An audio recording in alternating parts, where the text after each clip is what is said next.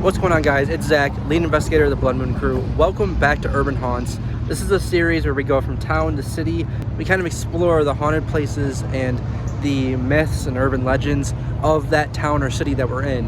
And in today's episode, we are actually in Plainfield, Illinois, and we're going to be exploring some of the myths, urban legends, and haunted locations that have been told here. So don't kill me in the comments if something you hear is like, oh, that place isn't haunted, because these are stories that I've heard personally, and I'm sharing them with you to tell you that, hey, these places are possibly haunted. And there is a couple places that I will show you that are haunted, that I've investigated myself. And yeah, so without further ado, let's get into the episode.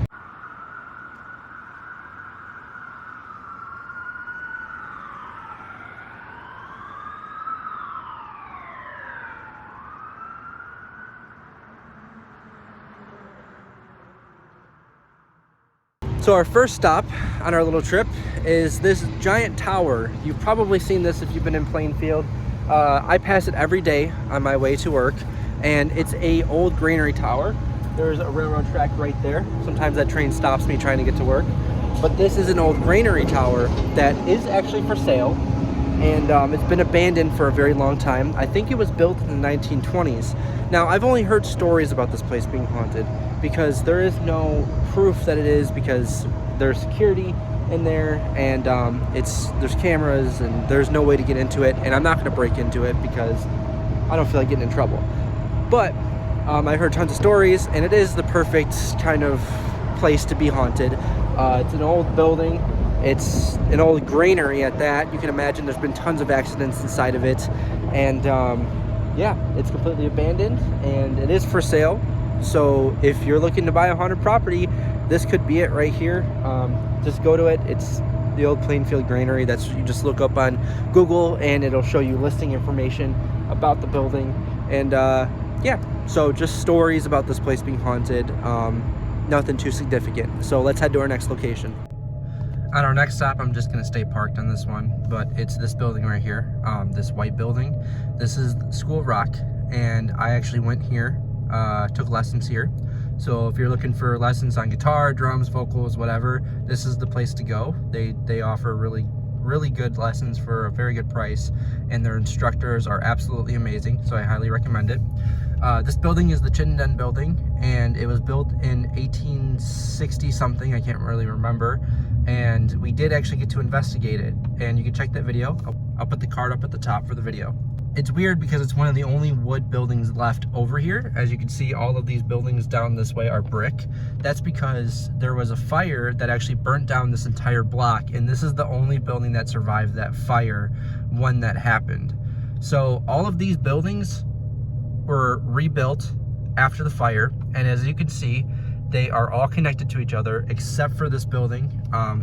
You can't really see it from here, but there is a space in between the white building and the brick building next door. That's because it's the only building that survived the fire. Everything else got rebuilt as brick, and this is the only one left. It was a drugstore, it was a dress shop, and it's been various other stores throughout its history. And it is haunted. I did investigate it. They don't offer tours like that. They don't offer ghost hunts like that. It was a rare occurrence in which I had talked to the owner, and because I had gone to the School of Rock, did lessons there my entire high school career, they allowed me to do it. So awesome place. If you're looking for lessons, this is the place to go to, and this is one of the haunted places that is very active. With that, I'm going to stay parked right here because our next stop is literally right across the street with a car in our way. It's the Opera House. After it was burnt down, it was rebuilt in the 1920s, and it was an opera house. This building is 2 stories. Can you move, please? Thank you. This building is 2 stories, and I personally believe that it is haunted by the people who may have died in the fire. So, you know, I believe it's haunted by those people. It's a steakhouse now called the Opera House. They don't do operas here anymore. Food is very good. Definitely recommend checking it out. The atmosphere it's beautiful in there. It's absolutely gorgeous. The bottom part is a bar, but the top part is where you would eat dinner and steak at and stuff like that. And as you can see up top, up here, it says the Opera House. It's a beautiful building. I love it. It's, you know, it's just beautiful. I never personally experienced anything paranormal inside this building, but I have heard stories, even from people who have worked here, that it's a haunted building and they'd experience stuff at night when, you know, they're not as busy. So they don't offer tours here, like I had said about this place over here, but it's definitely a gorgeous building, and I personally believe that it is possible that it is haunted from the people that may have died during the fire that happened here. Let's go to our next location. So our next stop is actually the Railroad Museum. It's very small, but it's actually kind of cool. So they have trains and some train stuff all throughout here that involve railroad history and whatnot, with little signs everywhere that tell you what everything is. This has been here for a while, at least as long as I remembered. And there's even a building back here, I think that's a part of it. You can go check that out real quick. And basically what this is it's just a railroad museum. And I have heard stuff, people driving past it, seeing old-timey railroad conductors out here and whatnot, and say that they often hear stuff and see stuff happening over here, and you know, nothing really is going on. See, you see some facts through here. It's kind of cool, you know. It's you can learn some railroad facts and learn some history over here. I would imagine that maybe if you ran a spirit box, I don't have mine with me today, wish I did. Kind of be cool to run it over here. Actually might make it something a little special soon. We do that. This is an air beacon tower. They have a full caboose right here, and you can't climb inside, unfortunately. Tells a little history about this caboose right here. This is used during the 1840s, not 1940s. It's really cool, so you can come check this out. Might be able to catch something paranormal over here. I know the property you can walk on. They have their own parking spots. I'm parked right there in their parking lot because I'm here to visit it. They do have an indoor section, but I don't think it's open right now. I'm not gonna go check it out. It's fine. So yeah, check this place out. I've heard that there is potentially activity here, and like I said, we might come back here in the future, do a little exclusive thing where we can go inside and investigate a little bit. So yeah, this was the Plainfield Railroad Museum. So let's head to our last and final stop on our list. Our last stop on our list is Plainfield Township Cemetery. This cemetery is the oldest cemetery in all of Plainfield, and these graves date back pretty far. Some of them back to the 1800s and forward, obviously. And they're still burying people here, as far as I know. There's like tons of land in the cemetery that way. As you can see, they're digging something up that way. So they might be adding more road through here because it only expands so far. Some of the graves here even include people who died in the huge tornado that hit Plainfield several years back, I think in the 70s. I'm not sure, I have to look that back up to make sure, but there was a tornado that came through and actually hit Plainfield pretty hard, destroying one of their schools completely, pretty much demolishing it.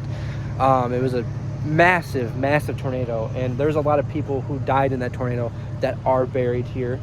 We are going to do a graveyard shift here at some point, and I'm expecting a lot of activity with this one, just because, I mean, look at here, we're going to go for a little bit of a walk. We're going to go for a little bit of a walk just to show you that some of these graves are very, very old. Because when we get right here is when you're going to start noticing, because these ones look kind of newer in a way. Like this one right here, very old, dilapidated. You can barely even read it.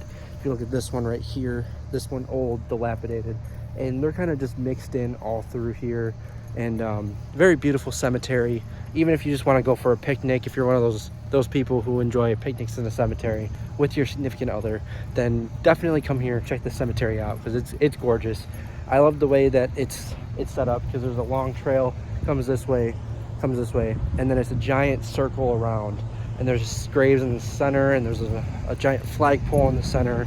It's just a beautiful cemetery all around, and I think it's haunted. Oldest cemetery in Plainfield. Some of the people, their lives were ended very short. Then what they would have lived their lives out to be.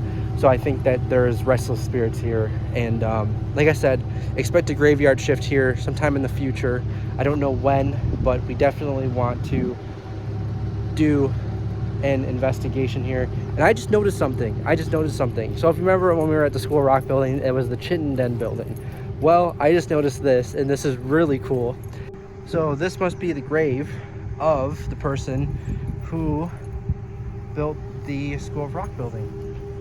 Because if you look right there, 1818 to 1894, yeah, this must be the person who built the Chittenden building. That's so cool. Really glad I noticed that. That's so cool. I didn't think, look at that connection right there. That's so awesome.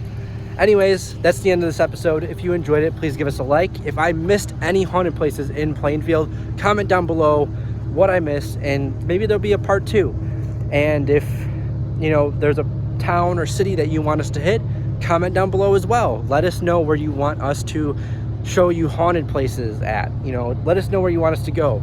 And yeah, with that, that's the end of this episode. If you guys enjoyed, like I said, please give us a like if you enjoyed it, and subscribe for more. We'll see you on the next one.